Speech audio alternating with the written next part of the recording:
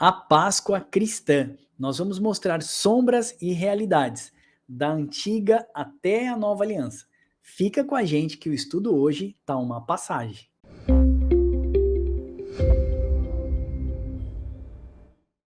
Oi, o meu nome é Jana Milfon, moro em Florianópolis, Santa Catarina, e eu quero te convidar a estudar com a gente no Papo com Deus. Vem estudar com a gente. Vem estudar com a gente no Papo com Deus, faça como a Jana Milfon, nossa irmã lá de Santa Catarina. Nós queremos mandar um abraço para todo mundo lá de Santa Catarina. Deus abençoe vocês. Vem estudar com a gente. Se você quiser fazer uma vinhetinha como essa, manda aí o seu vídeo para contato@papo com Deus. Você vai estrear um dos nossos vídeos aqui no canal, amém? Hilber, vamos fazer esse estudo maravilhoso da antiga até a nova aliança, mostrando os contextos da Páscoa. Vamos lá entrar nesse estudo sobre a Páscoa. Nós vamos ver que não é tão doce quanto parece, mas tem significados muito importantes para a nossa vida, para a nossa vida espiritual, nossa vida cristã. Maravilha. Você conhece a Páscoa aí dos ovinhos de Páscoa, do chocolate, docinho? Nós queremos mostrar que a Páscoa cristã, ela é amarga, ela tem umas ervas amargas também. Então, vamos observar com a gente aqui o estudo. E para a gente começar esse estudo, nós precisamos falar primeiramente o que não é a Páscoa, né? Então, definitivamente, o que não é a Páscoa? A Páscoa cristã, ela definitivamente não é a troca de ovos, tá? Isso aí é um contexto que veio bem lá para trás, e isso realmente não é a Páscoa cristã. Então essa imagem de ovos de Páscoa, ela é trazida pelo nosso subconsciente que foi bombardeado por conta de marketing. Eu estava falando com você, né, Hilber, que eu estive no shopping e eu vi as crianças todas sentadas, pintando ovo de Páscoa, vestido de coelhinho, e você entende que o diabo tem feito bem o trabalho dele, né? Qual que é o trabalho dele? É ofuscar o plano da salvação, é ofuscar o símbolo da nova aliança. Quanto mais ele apaga Jesus, ou coloca em descrédito, ou cria chacotas, mais em dúvida as pessoas ficam, né? Tem gerações que nunca ouviu falar o nome de Jesus e nem pronunciaram o seu nome, por exemplo, e tem outras que têm as suas dúvidas, né? Será que Jesus mesmo existiu? Será que realmente esse cara passou aqui pela terra? E qual que é o objetivo do diabo? É tornar a Páscoa qualquer outro significado, menos aquele que é o símbolo da antiga aliança com Deus e da nova aliança com o seu povo. E aí, Hilber, eles colocam o chocolatinho para ficar mais doce a Páscoa. Você concorda com isso aí? Não, é exatamente, né? A gente vê que muda totalmente o sentido. E o problema não é nem comemorar a Páscoa, mas é não falar de Cristo. Igual eu vejo as pessoas demonizando muito as datas. O Natal, a Páscoa. O problema não são as datas em si, mas é você não falar de Cristo para sua família. Você não mostrar o verdadeiro sentido, tanto do Natal, como é o símbolo ali, né? Que é o símbolo de Cristo, quanto da Páscoa, que também é um símbolo de Cristo. Então, se você colocar Cristo, sempre falar com a sua família sobre o real motivo, sobre a morte de Cristo e a ressurreição dele, tenho certeza que a Páscoa vai ficar como que eu posso dizer, mais leve na sua casa e não vai ter esse fermento mundano entrando por ela dentro do seu lar, dentro da sua família. Amém. Então, irmãs, definitivamente não tem a ver com coelhinho, não tem a ver com ovos de Páscoa. Eu sei que você já sabe disso. Nós colocamos aqui alguns ditos, né? Poderia chamar de mitos, mas ditos são frases populares que são passadas. Algumas pessoas colocam que esse movimento de presentear as pessoas na época de Páscoa com ovos de Páscoa começou na China, os chineses desenhavam, pintavam em ovos de Páscoa. Eu vou deixar aqui para você dar uma lida nesses slides. Outros colocam que foi na França, então eles coziam o ovo, tiravam toda a parte, faziam um furinho novo, né? Tirava toda a parte de gema e tal. Depois, com aquele ovo cozido, eles conseguiam rechear com chocolate e pintar por fora. Então era mais um trabalho cultural e artístico. Começaram a presentear entre si, e a Páscoa também, o ovo, né? Ele é um símbolo da fertilidade. Então isso veio trazendo para os nossos dias. O que nós entendemos também é que algumas pessoas colocam os ditos também, falando que esses ovos de Páscoa é uma forma de celebração que vem lá da antiga Babilônia, quando Semíramis, né, que era a deusa da antiga Babilônia, ela era a esposa de Nimrod, ela tinha um filho chamado Tamuz. Olha só, irmãos, isso é dito, tá? Não estou dizendo que isso é verídico. Então ela tinha um filho chamado Tamuz, esse filho saiu numa grande caçada de um javali, esse javali acabou matando ele, ela fez um jejum de 40 dias, vou deixar aqui o texto para você ler depois, e depois desses 40 dias o seu filho teria ressuscitado. Isso acontecendo, então começaram a trocar presentes em si. Essa questão de troca de presentes feito com ovos, que era o símbolo da fertilidade. Faz um pouco de sentido, porque Semiramis, ela é uma deusa chamada de Astarote. Eu até coloquei aqui embaixo para vocês verem, ó. Ela é conhecida como Easter, em inglês, ela é conhecida como Istri em anglo-saxão e Ishtar na Babilônia, Astarote em hebraico e Astarte em grego.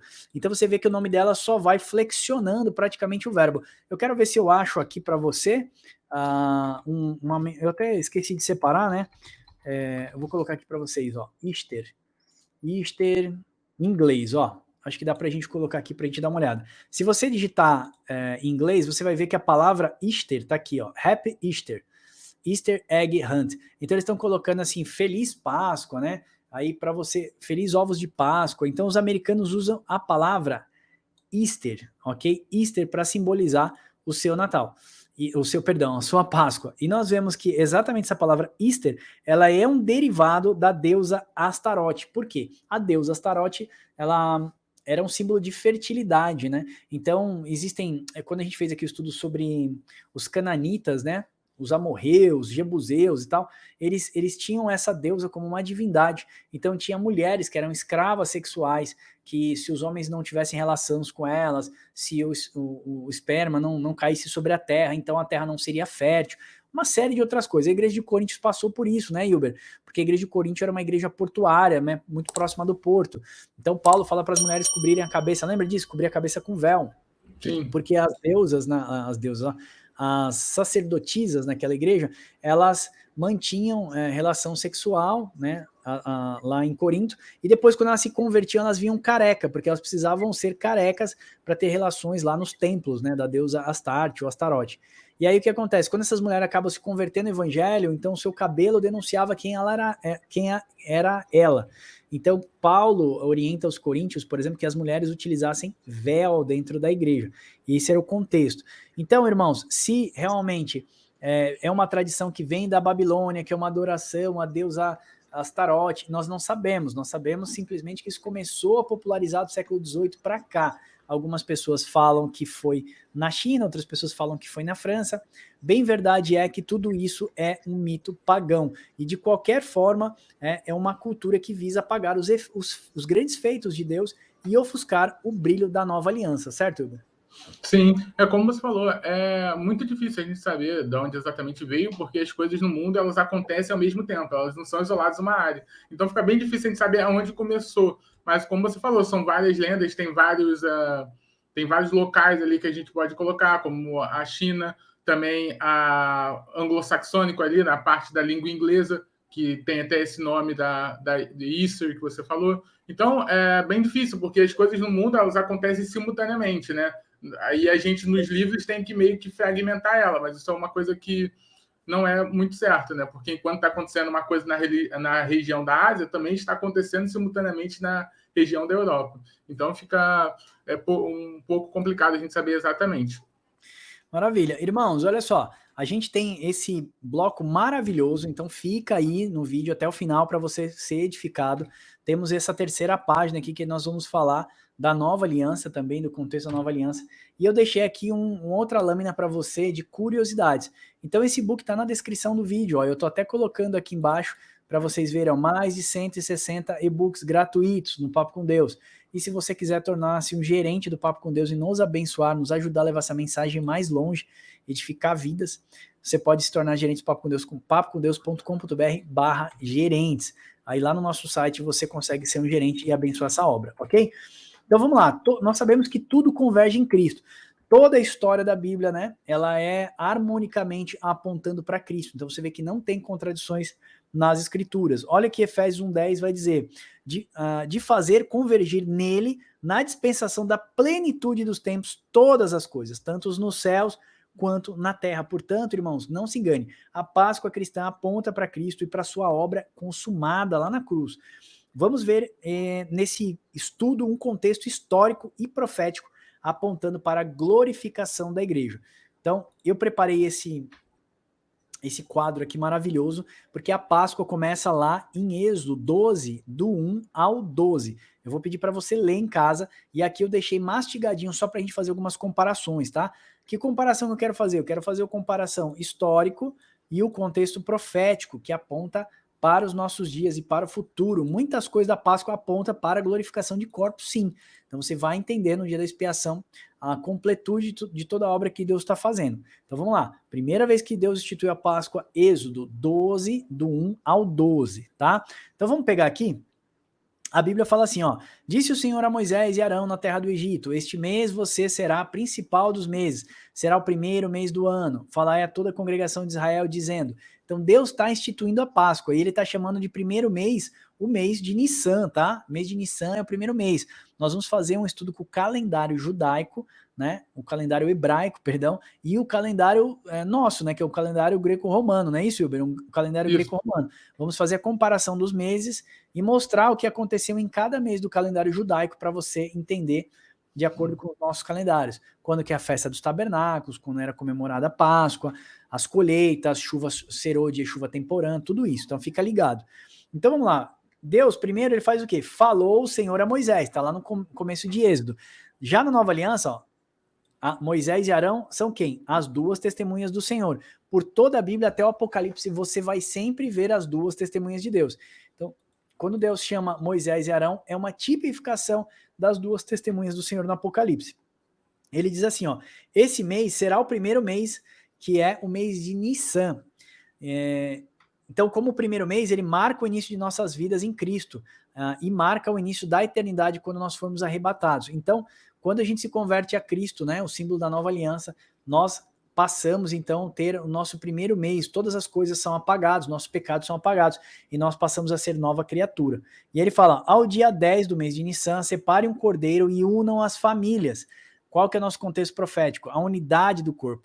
Não devemos deixar de congregar, como é costume de alguns. Paulo vai nos exortar isso em Hebreus 10, 25. Então lembra, separe uma família. Se a família for pequena, pega a família do teu vizinho e manda vir congregar na sua casa. É o que ele está orientando. E aí você vai matar o cordeiro para alimentar todas as famílias. Então Deus está mostrando um princípio do quê? Da unidade do corpo de Cristo. Então cuidado você aí que fica falando mal nos canais, levantando a noiva, a saia da noiva, né? Falando os podres da igreja. Deus manda a gente congregar e manda a gente se unir e não separar as pessoas. Então o que a gente consegue ver nisso é a unidade do corpo de Cristo. Deus prossegue lá em Gênesis e diz o seguinte: separe um cordeiro por 4 dias e analisem se esse possuir defeito. Não podia ser encontrado nenhum defeito nesse animal, nem na unha, a unha também não poderia estar quebrada, era um cordeiro perfeito. Isso era importante, porque apontava para o sacrifício de Cristo. E olha que lindo, irmãos, esse contexto. Exatamente 4 dias antes da sua morte, Jesus entra em Jerusalém, onde ele foi examinado pelos mestres da lei, e nada encontraram nele que pudesse incriminá-lo. Está em Lucas 23, do 4. Olha esse verso. Disse Pilatos aos principais sacerdotes e às multidões: não vejo nesse homem crime algum. Eu vou deixar outros versos aqui de Pedro e Marcos para você ver. Então, na antiga aliança, separava um animal por 4 dias para ver se esse animal não tinha defeito. Na nova aliança, Jesus entra em Jerusalém 4 dias antes da sua crucificação. Ele é examinado pelos mestres da lei, e até quando ele vai ser crucificado, Pilatos fala: eu não encontro nada, nenhum mal nesse homem para que a gente possa crucificá-lo. Então Jesus é o Cordeiro de Deus que tira o pecado do mundo, perfeito, imaculado, sem mancha, sem mácula nenhuma. Incrível, né, Wilber, essa conexão, né? Maravilhosa. Sim, perfeito. Incrível mesmo. Não tinha me atentado a isso. E bem legal essa conexão. E uma outra conexão também que firma Jesus como Cordeiro é o próprio João Batista, né? Quando vê Cristo passando e fala: eis o Cordeiro de Deus que tira o pecado do mundo, apontando justamente para todo esse contexto profético. E se a gente perceber também, Max, João Batista era para ser o sumo sacerdote, porque ele vinha de uma família de pai que era sumo sacerdote. Então ele tinha por direito ao sumo sacerdote, só que ele sai, se retira e ele vira o verdadeiro sumo sacerdote. E na lei, quem escolheu o cordeiro era o sumo sacerdote. Então você vê aí João Batista fazendo o papel de sumo sacerdote, olhando para Cristo e falando: esse é o cordeiro que tira o pecado do mundo, esse é o cordeiro que vai fazer a expiação. Maravilha. Lá no contexto de Gênesis ele diz o seguinte, ó: então no crepúsculo da tarde você vai imolar o cordeiro na frente de todos. Crepúsculo, né, Yuri, é quando começa o dia a ir embora, começa a se tornar negro, né, a noite chega. Isso nós já sabemos que Jesus foi morto por todos nós, nossos pecados, então isso precisa servir de lembrança. Lembra que o céu se escurece, né, existe um grande terremoto, e a Bíblia fala que teve raios, trovões e tal. Então, naquele tempo, ficou um crepúsculo na hora que Jesus Cristo morreu, por volta de 3 horas da tarde, se não me falha a memória agora. Se me falhar a memória, coloca aí na descrição do vídeo para a gente discutir. E a gente sabe que naquele momento Jesus torna todos os homens santificados em Deus, porque ele expia o pecado de todos, né? Espiar é pegar o sangue, né, e jogar em cima da tampa da arca. A tampa da arca era o propiciatório, então ele fazia expiação. Expiação é encobrir os pecados. Naquele momento, a ira de Deus, então, é derramada sobre Jesus e ele cobre os homens da ira do Senhor. Na última hora, nós vamos entender também no dia da justificação de corpos, né, o dia da expiação, a última festa que falta. Se você não fez nosso estudo de festa, eu vou falar para o Iber deixar um card aqui em cima para você fazer. No arrebatamento da igreja e glorificação de corpos, então, Jesus vai vir na hora mais tenebrosa, no crepúsculo, né? Vai ser a hora mais difícil sobre a terra. Então, estou fazendo a conexão para você, profética. Ele fala, pegarão o sangue e passarão nos umbrais das portas e no canto superior. Então, umbrais das portas era lateral esquerda, lateral direita e superior, tá? O sangue de Cristo não podia ser passado no chão, porque ninguém poderia pisar o sangue de Cristo. Cristo, o seu sangue era santo. Uma conexão com a nova aliança. Não se passava o sangue no chão, porque Jesus Cristo não pode ser pisado pelos homens. Naquela noite comerão o cordeiro assado, não podendo quebrar os seus ossos, comerão com ervas amargas e pão sem fermento. O propósito das ervas amargas era fazer o povo lembrar da vida de escravidão de aproximadamente 450 anos, e pães asmos, o corpo sem pecado, agora liberto da escravidão do pecado. Esse é o símbolo da Páscoa para os hebreus da antiga aliança. Na nova aliança, né, o sangue de Jesus é que nos faz entrar pelos portais eternos. Seu corpo sem pecado é o símbolo da nossa condição como cristão, que é o de sermos homens que abandonaram o pecado e agora procuram santificação. E as ervas amargas nos faz lembrar da nossa vida como escravos do pecado. E o cordeiro era assado para lembrar que nenhum osso foi quebrado. Então ele vai cumprir aí Salmos 22, 17, Isaías 53 também. Então a gente já sabe que a ervas amargas aponta para o nosso pecado, né, nosso passado. Olha só na antiga aliança, comereis vestido com casaco. Olha essa conexão que linda, Hilber. Você já vai comer vestido com seu casaco, sandálias e pés, cajado nas mãos, ou seja, pronto para partir do dia da servidão do Egito para a terra prometida, a terra de Canaã, ou seja, era um dia de libertação. Então Deus está falando ali, Moisés e Arão vai falar para o povo, fala assim, ó, já come com a sandália vestida, com o cajado na mão e com o lombo cingido, o quê? Com o seu casaco. Olha o contexto para a nova aliança. Devemos comer a Páscoa do Senhor vestido de vestes brancas, significado de santificação, vestido com as sandálias, que é símbolo de caminhos santos, e cajado nas mãos, que no passado era símbolo dos patriarcas, homens de fé, né, e exemplo de vida. Nos dias de Jesus, quem tinha um cajado na mão era o quê? Dono de um rebanho. Então o Senhor nos chama para nos posicionarmos e apacentarmos seu rebanho, que é enorme, possui muitas ovelhas, ainda não possuem pastor, e muitas ovelhas que estão na igreja não têm pastor. Então, qual que é o efeito prático de comemorarmos a Páscoa vestido de sandália, espiritualmente? Caminhos santos.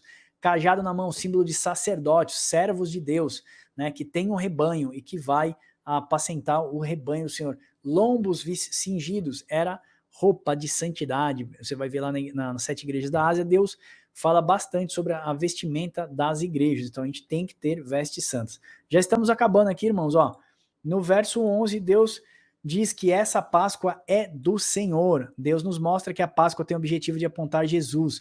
Ela é do Senhor, não é de outras religiões, nem misticismo, sincretismo religioso. Tudo se consuma em Jesus. Efésios 1:10. Deus fez convergir em Jesus todas as coisas, tanto nos céus quanto na terra. E a última aqui, ó, porque à meia-noite passarei pela terra do Egito e ferirei os primogênitos de todos os animais. Lembra que passou o anjo da morte, matou os primogênitos, inclusive matou os primogênitos dos animais.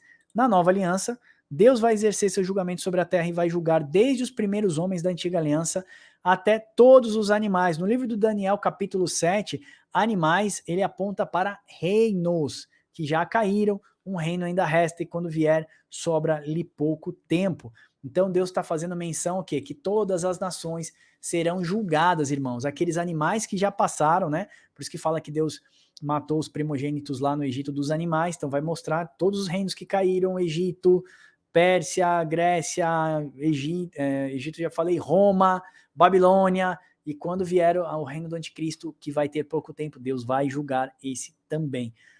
Boas essas conexões, Hilber? Sim, perfeito, Matos. E tem uma coisa que eu acho muito interessante, que é naquela expressão que você falou, à meia-noite. Sabe onde que ela aparece também? Mateus 25, nas 10 virgens. À Olha. meia-noite, ouve-se um grito. Então, a gente dá para entender que o quê? A meia-noite é a passagem do Senhor. Só que, para quem tem o sangue na porta, ou seja, no coração, quem está ali para Cristo, vai entrar para as bodas. Mas quem não tem esse sangue na porta, vai fazer o quê? Vai passar o anjo da morte levando. Então, essa expressão à meia-noite indica esse tempo, o tempo que vem o noivo, o tempo que vem o marido. E vai vir para casamento com os fiéis e para justiça contra os infiéis.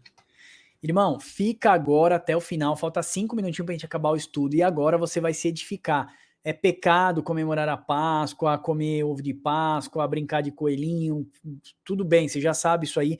Vamos te dar o efeito prático agora do contexto da nova aliança. Segura aí que eu tenho uma exortação para fazer para você, pai e mãe, e também pra gente, pastores aí, líderes, né? Então vamos lá. A promessa da nova aliança. Então, lá em Jeremias 31 vai dizer o seguinte: eis que vem dias, diz o Senhor, que firmarei nova aliança com a casa de Israel, gentios, e com a casa de Judá, judeus. Não conforme a aliança que eu fiz com seus pais, em que o dia que eu tomei pela mão para os tirar da terra do Egito, porquanto eles anularam a minha aliança, não obstante eu haver ter espousado. Deus tinha acabado de casar com os homens e os bichos começaram já.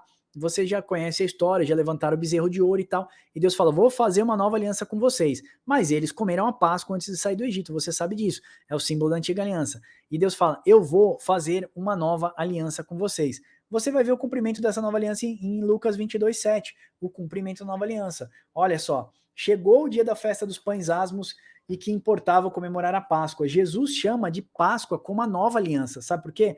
Em Lucas 22, do 19 a 20, ele diz o seguinte: e tomando o pão, tendo dado graças, partiu e lhes deu, dizendo: este é o meu corpo oferecido por vós, fazei isto em memória de mim. Então ele toma do cálice e diz assim: esse é o cálice da nova aliança. Eu até coloco aqui embaixo, ó, em efeitos garrafais, deixa eu puxar aqui para você ver. Continua: semelhantemente, depois de cear, tomou o cálice, dizendo: este é o cálice da nova aliança, o meu sangue derramado por favor de vós. Então, quando ele profetiza lá em Jeremias 31, que ele vai fazer uma nova aliança, porque os seus pais anularam, lá em Lucas ele completa: semelhantemente, depois de ter ceado, ele tomou o cálice, dizendo: esse é o cálice da nova aliança. Então, Jesus transforma aquela noite de cordeiro assado, que apontava para ele, e de ervas amargas, que apontava para o Egito, para o povo da antiga aliança, para nós. Ele pega o pão como o seu corpo, e ele pega o cálice como o seu sangue e fala: este é o cálice da nova aliança. Fazer isso em memória de mim. Então, você quer hoje comemorar a Páscoa? Faça um bom jantar na sua casa, convide a sua família, pega o seu suco da uva, coloque um pão na mesa, na hora da oração. Pode ter carne, você pode ter outras coisas, tá? Não tem essa história de você não pode comer peixe na Semana Santa. Isso aí é tudo invencionismo, a gente sabe no tempo da Idade Média, para a gente fortalecer a indústria pesqueira, depois era para fortalecer outro tipo de indústria. Então, não caia nessa, irmãos. Faça o jantar lá com a sua família, pega o pão, deixa um suco de uva na mesa, faça oração e faça uma noite de ação de graças em família. Abençoe, dê graça com a sua família, parta o pão e fala: Senhor, eu faço isso aqui porque eu me lembro daquilo que o Senhor fez por mim. Esse aqui é o cálice da nova aliança. Deus se agrada disso, certo, Wilber? Certo, perfeito. Exatamente isso. Exatamente isso que você falou foi pontual. Reúna sua família, fique em comunhão, fale de Cristo. Até você vai fazer um almoço na sua casa, lá no chamado Domingo de Páscoa, vai pessoas da sua família, até pessoas que não são cristãs. Você fala o significado da Páscoa dentro da sua religião, fala da sua fé, fala o que representa a Páscoa para você. É uma ótima oportunidade de evangelizar no momento que você está em comunhão com a sua família. Então, tem pessoas que demonizam, né?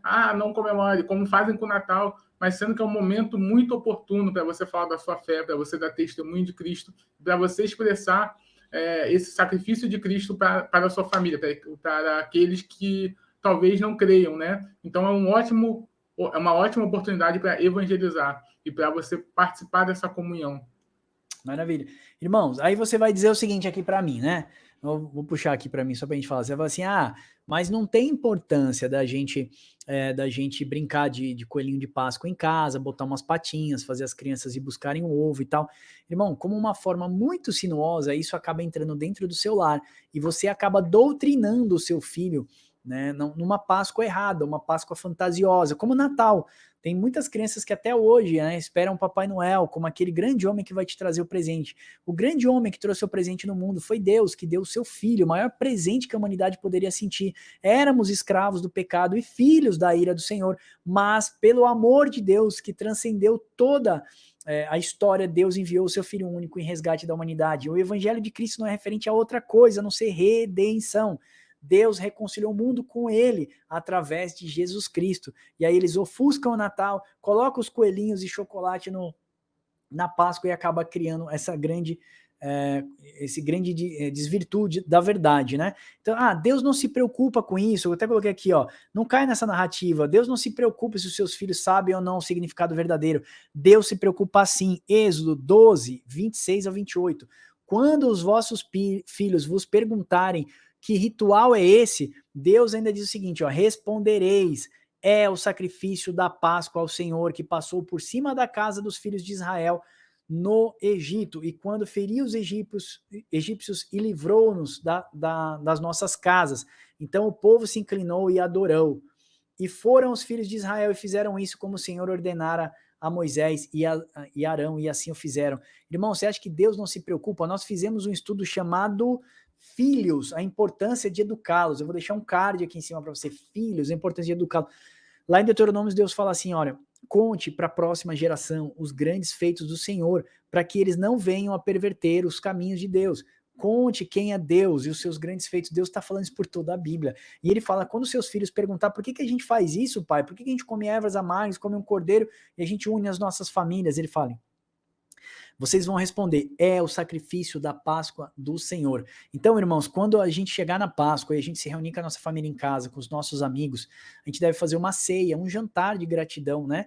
De preferência, a gente precisaria ter o pão como o corpo de Cristo e o cálice ali do vinho da uva, né? Do suco da uva, para que a gente pudesse lembrar daquilo que Deus fez por nós.